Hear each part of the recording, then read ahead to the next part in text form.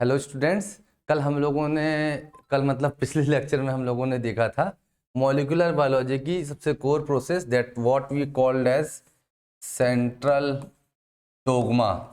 हम लोगों ने किसकी बात की थी बेटा? सेंट्रल डोगमा की। और सेंट्रल डोगमा के अंदर में हम लोगों ने 3 प्रोसेस को देखा था। सबसे पहला हम लोगों ने देखा था रेप्लिकेशन। रेप्लिकेशन के बाद जो दूसरे नंबर की प्रोसेस देखी थी वो थी हमारी ट्रांसक्रिप्शन। ट्रांसक्रिप्शन के बाद जो हम लोगों ने तीसरी नंबर की प्रोसेस देखी थी दैट इज अवर ट्रांसलेशन। हम लोगों ने एक और बात की कि रेप्लिकेशन और ट्रांसक्रिप्शन दोनों ही प्रोसेसेस जो होती हैं वो कहाँ पे होती हैं? That are in the nucleus. But ये जो हमारा हमने पिछले वीडियो में आपसे कहा था कि भाई ट्रांसलेशन कहाँ पे हो रहा है, तो ये ट्रांसलेशन होता कहाँ पे है?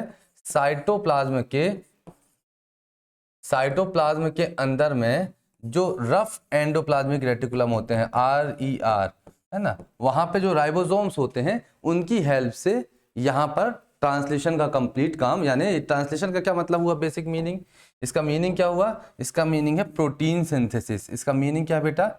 प्रोटीन सिंथेसिस, है ना। तो प्रोटीन सिंथेसिस का काम दैट इज ट्रांसलेशन, ये कहाँ पे हो रहा है? रफ एंडोप्लाज्मिक रेटिकुलम पे, जहाँ पे राइबोसोम्स अटैच होते हैं ना। दूसरा होता है स्मूथ एंडोप्लाज्मिक रेटिकुलम, लेकिन वहाँ पे राइबोसोम्स अटैच नहीं होते हैं, तो वहाँ पे लिपिड का फॉर्मेशन होता है। रफ एंडोप्लाज्मिक रेटिकुलम में प्रोटीन सिंथेसिस होता है। बट अब इस हम लोग आगे मॉलिक्यूलर बायोलॉजी में पढ़ें चैप्टर को, उससे पहले अब हम लोगों को देखना, ये तो 3 प्रोसेसेस सेंट्रल डोग्मा हम लोगों ने देख लिया था ना। अभी हम लोगों को जो मेन टॉपिक देखना है वो क्या देखना है कि जेनेटिक मटेरियल,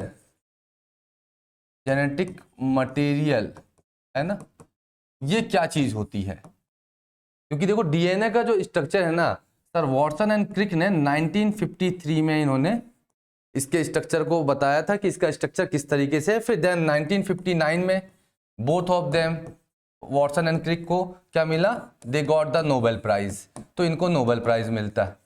बट डीएनए एक जेनेटिक मटेरियल है ना, इस बात को लेके पहले बहुत कंफ्यूजन था।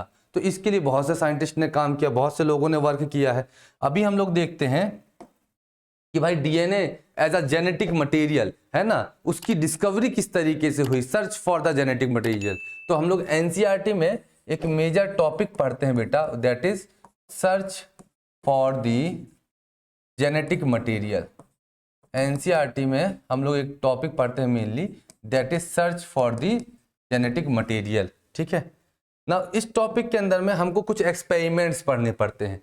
सर्च करना है तो भाई कुछ ना कुछ तरीका हुआ होगा, साइंटिस्ट ने कुछ एक्सपेरिमेंट्स किए हैं। तो इसमें सबसे पहला एक्सपेरिमेंट 1928 का क्या, कौन सा एक्सपेरिमेंट है? दैट इज ट्रांसफॉर्मिंग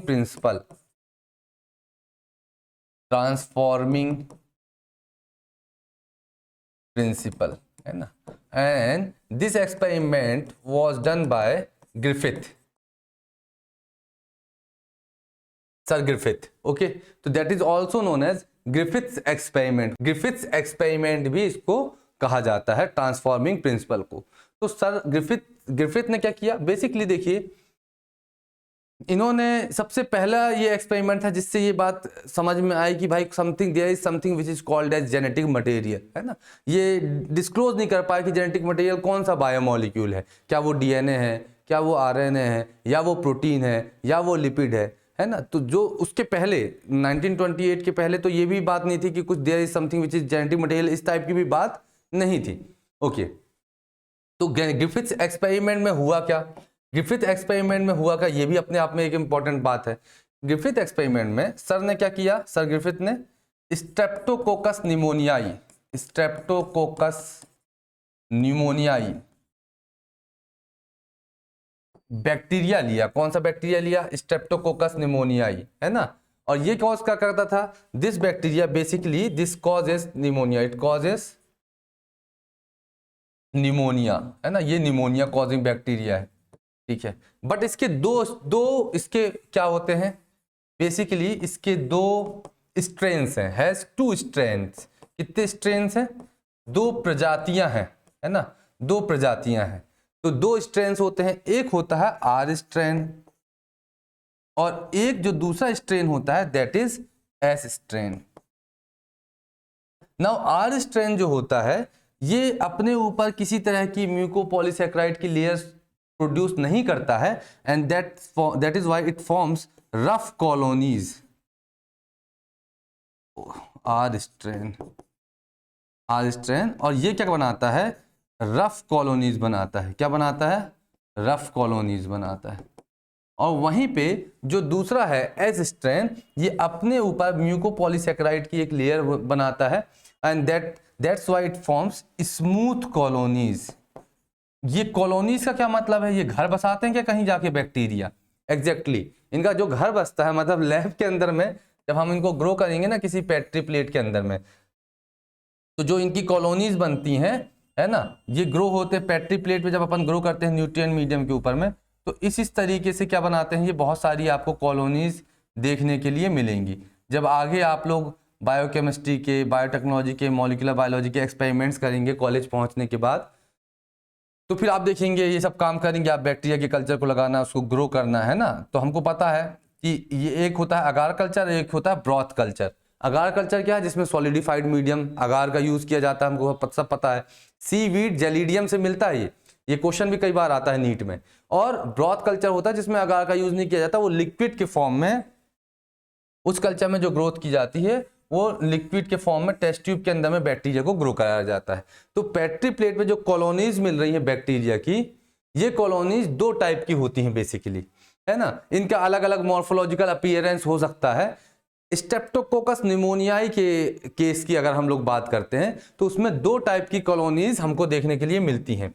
एक कॉलोनीज कौन सी होती है, रफ कॉलोनीज। रफ कॉलोनीज कौन प्रोड्यूस करता है, आर स्ट्रेन। और कुछ कॉलोनीज होती हैं जो कि स्मूथ कॉलोनीज होती हैं, ये कौन प्रोड्यूस करता है, एस स्ट्रेन। नाउ यहाँ पे समझने वाली बात है कि जो आर स्ट्रेन होता है ये डिसीज कॉज नहीं करता है, नॉन पैथोजेनिक होता है, नॉन वायरुलेंट होता है। अगर किसी को आर स्ट्रेन का इन्फेक्शन होगा तो उसको निमोनिया कॉज नहीं होगा। वेयर एज स्मूथ स्ट्रेन जो होता है ये डिसीज कॉजिंग होता है, ये स्मूथ कॉलोनीज वाला वायरुलेंट होता है।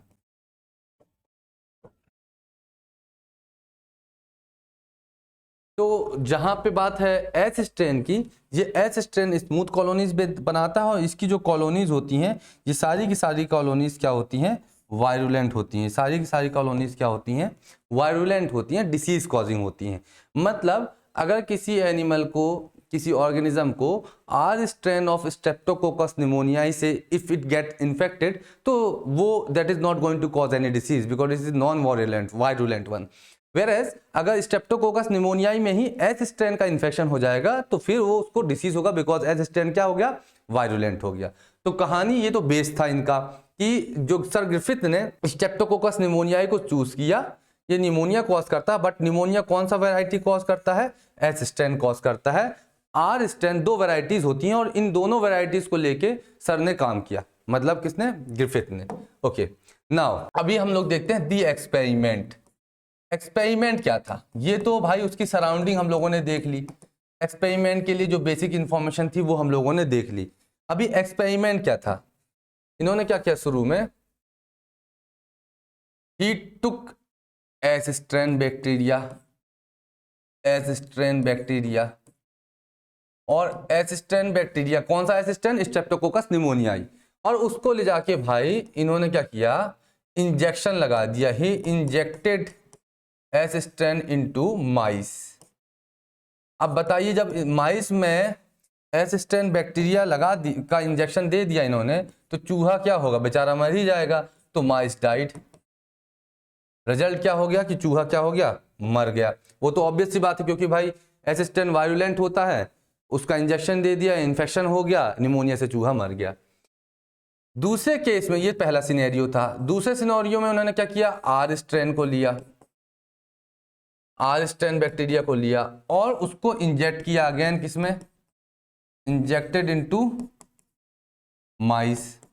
अब आर स्ट्रेन जो होता है नॉन वायरुलेंट होता है ना, आर स्ट्रेन क्या होता है, नॉन वायरुलेंट होता है। आर स्ट्रेन क्या होता है, नॉन वायरुलेंट होता है। तो माइस क्या होता, लाइव था, जिंदा रह जाता है, कोई दिक्कत नहीं है।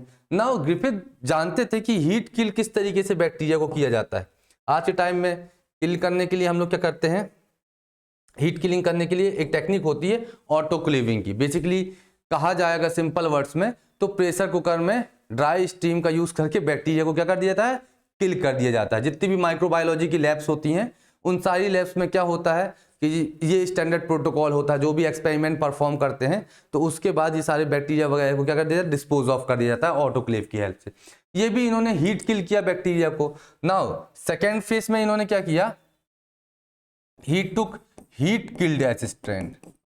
इन्होंने क्या किया, हीट किल्ड कर दिया किसको, एस स्ट्रेन को, है ना, और उसको इंजेक्ट किया किसमें, इंजेक्टेड इनटू माइस। अब जब लाइव में तो ये इन्फेक्शन, जब लाइव एस स्ट्रेन यूज कर रहे थे तब चूहा क्या हो रहा था, मर जा रहा था। बट इस केस में चूहा मरा नहीं, जो कि ऑब्वियस था क्योंकि भाई आपने डिसीज कॉजिंग बैक्टीरिया को ही हीट किल कर दिया है। बट यहीं पे नहीं रुके वो। अच्छा, आर स्ट्रेन को ऐसा करने की जरूरत नहीं थी। इन्होंने क्या किया, दिमाग लगाया और इन्होंने now what he did, basically he make a cocktail of, cocktail बनाया। कॉकटेल किसका किसका बनाया, हीट किल्ड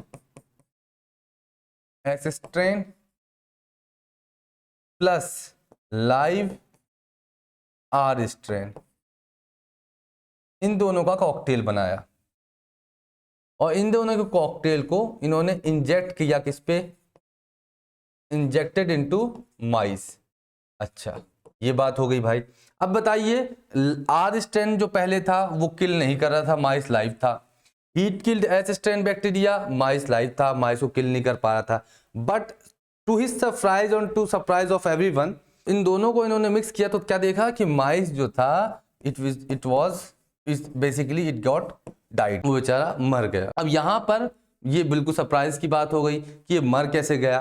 तो ग्रिफिथ ने अपना कंक्लूजन दिया कि there was something into heat killed S strain bacteria which has turned R strain into a virulent one।